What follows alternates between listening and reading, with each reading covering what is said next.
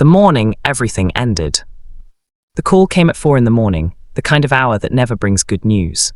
I remember the exact weight of the phone in my hand, the way the screen's blue light carved shadows across the bedroom ceiling, and the number I didn't recognize blinking at me like a warning I was already too late to heed. I almost didn't answer. I wish every single day since that I hadn't.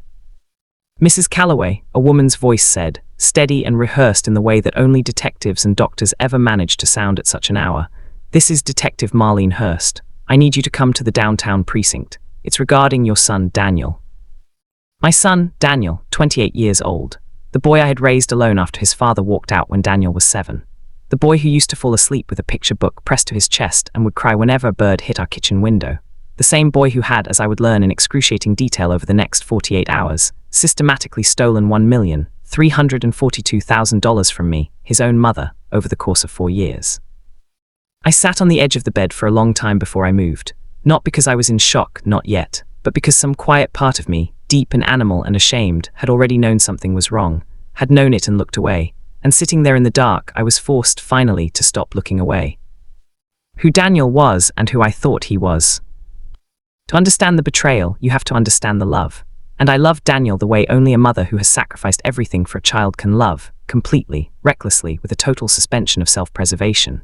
He was my whole project, my one masterpiece. When I look at photographs from those early years, I see a woman who poured every dollar she earned and every ounce of energy she possessed into building a life for one small boy who hadn't asked to be born into hardship. We were not wealthy when Daniel was young. His father, Raymond, had left us with a mortgaged house, 2 maxed-out credit cards, and the kind of silence that hums in the walls of a home where love has curdled. I worked 2 jobs for nearly a decade, days at a commercial insurance firm, evenings doing bookkeeping for a local restaurant group. I watched other mothers take vacations. I watched other children get the expensive trainers, the school trips to Europe, the cars on their 16th birthdays.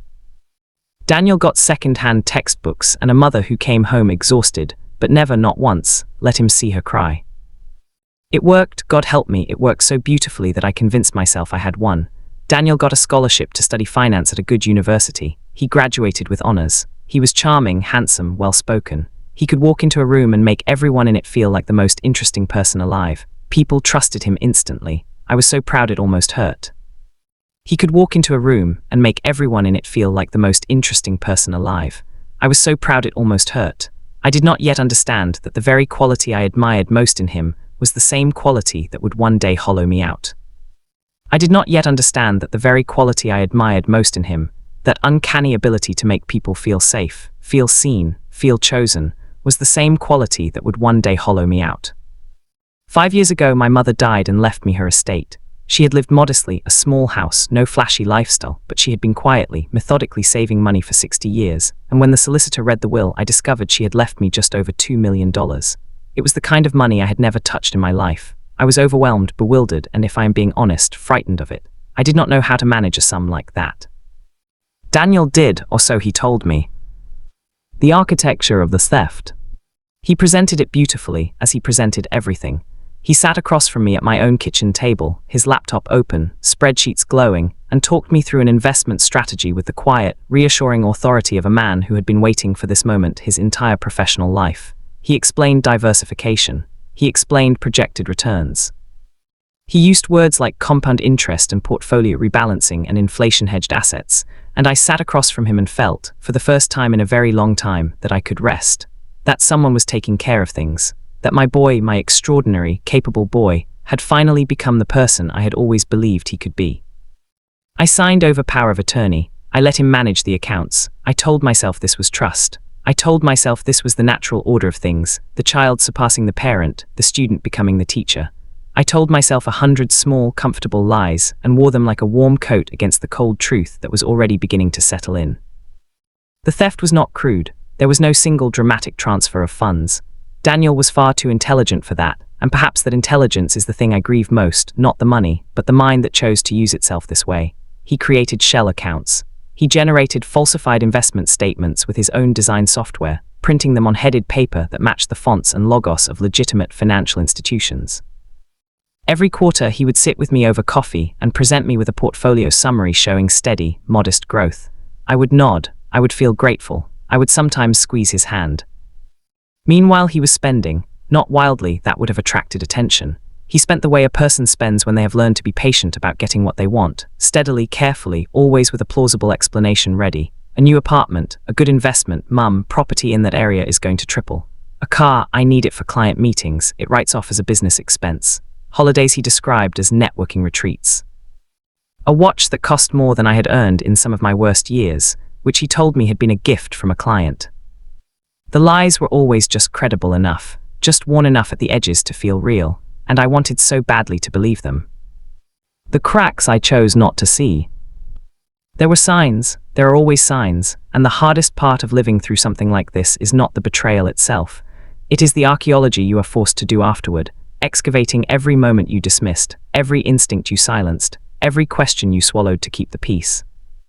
I remember asking Daniel, about 2 years into his management of my money, why one of the account statements looked different typeface on the header, a slightly off-kilter logo. He laughed. They rebranded, mum. Big firms do it all the time. He laughed so naturally, so easily. With such genuine seeming warmth, that I laughed too and felt faintly silly for having noticed. I remember a phone call from a woman. She said she was a colleague of Daniel's, something about a shared client file, and when I mentioned it to him later, his expression shifted for just half a second before settling back into its usual composure. She's been let go, he said. She's bitter, don't engage if she calls again. I didn't. I should have asked more questions. I should have asked many, many more questions.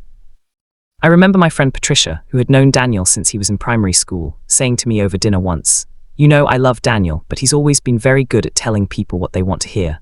I remember feeling a flash of defensive irritation. I remember changing the subject. I remember that Patricia and I drifted apart somewhat after that evening, and I understand now, with a cold and clarifying shame, why. The hardest part of living through something like this is not the betrayal itself. It is the archaeology you are forced to do afterward, excavating every moment you dismissed, every instinct you silenced.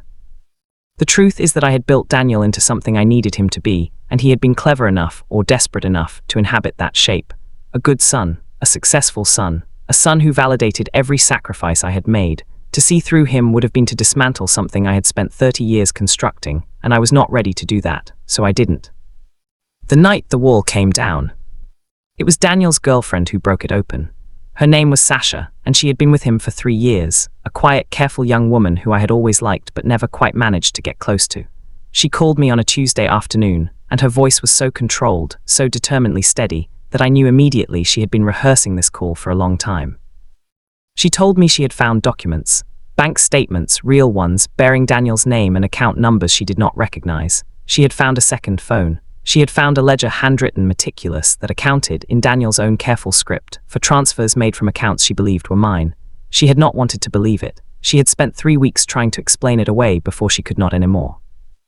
"I'm so sorry," she said and began to cry. "I'm so sorry, I didn't know." I sat very still on my kitchen chair, the same chair where Daniel had sat with his laptop and his spreadsheets and his confident, beautiful lies, and I felt something inside me complete a process that had been quietly happening for a long time. Like a wall that has been absorbing water for years and years, and finally, without drama, gives way. I called my own solicitor that evening. I gave Sasha's information to him. Within 48 hours, an independent forensic accountant had confirmed what I had already, by then, fully understood. My accounts had been drained. Of the $2 million left to me by my mother, $1,342,000 were gone. What remained was being held in an account I had not known existed, in a structure so complex it had taken the accountant 6 hours to untangle it. Daniel was arrested at his apartment at 6 in the morning. I know this because Detective Hurst told me. I was not there. I could not have been there. Even now, I cannot fully imagine what it would have meant to watch them take him. The trial and what came after. He pleaded guilty. His solicitor advised it, and Daniel, always strategically intelligent, even now, even here, complied. He was sentenced to 6 years, with a minimum of 4 before parole eligibility. He was ordered to make full restitution, though the forensic accountant made clear that recovering the full amount would take years and might never be entirely achieved. Daniel had spent it with impressive thoroughness. Investments that had genuinely collapsed, experiences consumed and gone, objects sold or hidden. The courtroom was full of people I knew.